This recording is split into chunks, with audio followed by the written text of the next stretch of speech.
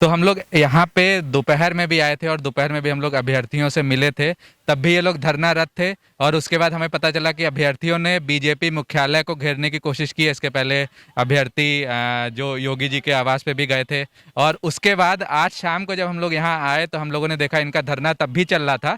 और जब हम लोग आए तो यहाँ पे देखा कि प्रशासन के कुछ लोग इन लोगों को कह रहे थे कि आप धरना खत्म कर दीजिए, केवल 5 लोग यहाँ रुके, बाकी लोग जाएं। तो जी भी हमारे साथ विवेक जी हैं। तो विवेक जी, आपने प्रशासन की बात क्यों नहीं मानी? प्रशासन जब कह रहा था कि केवल 5 लोग रुकिए, बाकी लोग चले जाइए, बाकी लोग को तमाम सारी तकलीफें होंगी, यहाँ एक बूढ़ी अम्मा भी आई हुई हैं, यहाँ बहुत सारे लेडीज हैं, तो आप लोगों ने प्रशासन की बात क्यों नहीं मानी? क्या कारण था? सर, प्रशासन की बात मानने का मतलब हमारा मुद्दा कमज़ोर पड़ जाएगा। कहीं ना कहीं हमारा मुद्दा कमज़ोर हो जाएगा। जो 22,000 सीटें जुड़ने का जो एक लॉजिक है, जो कहते हैं मतलब उम्मीद है, वो टूटने लगेगी। और हम उम्मीद नहीं टूटेंगे। हम किसी भी के साथ मतलब कि कहते नहीं, अपने साथ गद्दारी नहीं कर सकते अपने साथियों के साथ।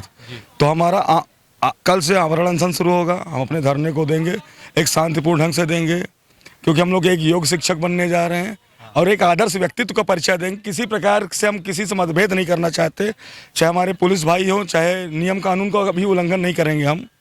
हमारा सिर्फ उद्देश्य है कि 22,000 सीटें जुड़े, योग्य अभ्यर्थियों के साथ न्याय हो। 110 115 नंबर वाले योग्य अभ्यर्थी बेरोजगार होकर रोड पे घूम रहे हैं और 90 97 वाले नौकरी कर रहे हैं, जो कि अन्याय है। अगर इनको योग्यता का देखना था पैमाना, तो इनको 150 नंबर का एग्जाम लेते, उसी मेरिट बना देते।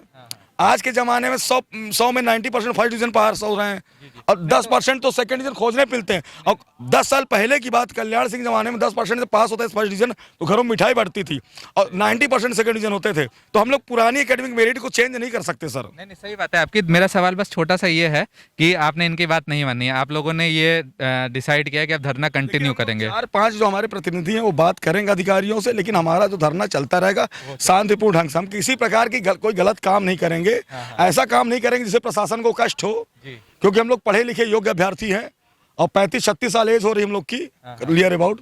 तो ऐसा कोई काम गलत नहीं करेंगे हम। जी जी।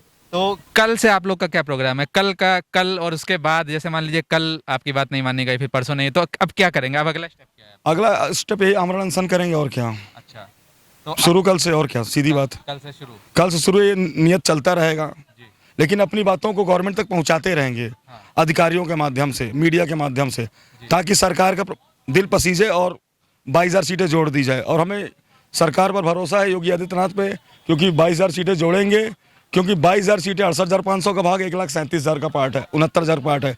और विशेष तौर से नियम होता है कि पहली वैकेंसी में जो सीटें बचती हैं, क्योंकि पहली वैकेंसी में 68,500 का एग्जाम हुआ था, तो सिर्फ 41,000 पास हुए, 2-3 नंबर बढ़ने के बाद पास हुए, तो नियर अबाउट 24,000 वैकेंसी जो बची है, 22,000 प्लस वैकेंसी बची है, उसको दूसरी वैकेंसी जो है 69,000 में जोड़ देना चाहिए, नियम है।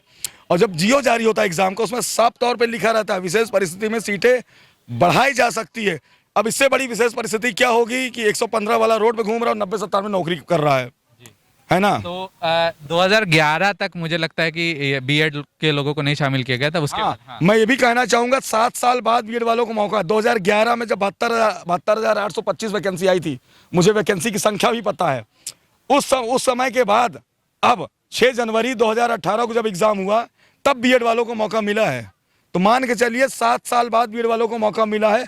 8 से 10,000 अभ्यर्थी ऐसे हैं जो अच्छे नंबर से पास है, जो 90-97 कट ऑफ क्रॉस किए हैं, लेकिन वो 7 से 8,000 अभ्यर्थी हैं जिनके अंतिम अवसर है, 40 साल के इसकी बाउंड्री पर खड़े हैं। अगर ये 22,000 सीटें नहीं जोड़ी तो उनके साथ भी अन्याय होगा। आपका कहने का मतलब है ये उनके लिए एक आखिरी मौका है। इस आखिरी मौका गवर्नमेंट को सोचना चाहिए कि बीएड वालों को अंतिम मौका मिला है, आखिरी मौका मिला है, 7 साल बाद मौका मिला है, तो 7-8,000 अभ्यर्थी ऐसे जो 40 साल के इसकी बाउंड्री पे हैं, उनका अंतिम अवसर है, सीटें जुड़ना चाहिए। यही न्याय है, मैं कहूँगा। अगर ये सीटें नहीं जुड़ी तो अन्याय होगा योग्य अभ्यर्थियों के साथ, और यूपी की जनता तो माफ नहीं करेगी। मैं आपको सच्चाई बता दिया हूँ, जो सच है कड़वा। यूपी की जनता, हर मोहल्ले वाले देखते हैं, 115 वाला रोड पे घूम रहा है, 90-97 नौकरी कर रहे हैं। यूपी की जनता, हमारे मोहल्ले वाले कहते हैं यार अन्याय है, 112 नंबर पाके आप लोग बाहर हो, 97 लोग नौकरी कर रहे हैं। अच्छा। तो आप कहाँ से आए हैं सर? मैं प्रयागराज से हूँ। प्रयागराज से, इलाहाबाद से। प्रयागराज में मसाल मैंने जलाई थी, अयोध्या से करुणा शंकर शुक्ला ने मसाल जलाई थी, और ये मसाल 75 जिले में फैली है। और ये मसाल तब बुझेगी जब 22,000 सीटें जुड़ेगी। बहुत बहुत धन्यवाद, नमस्कार। ठीक।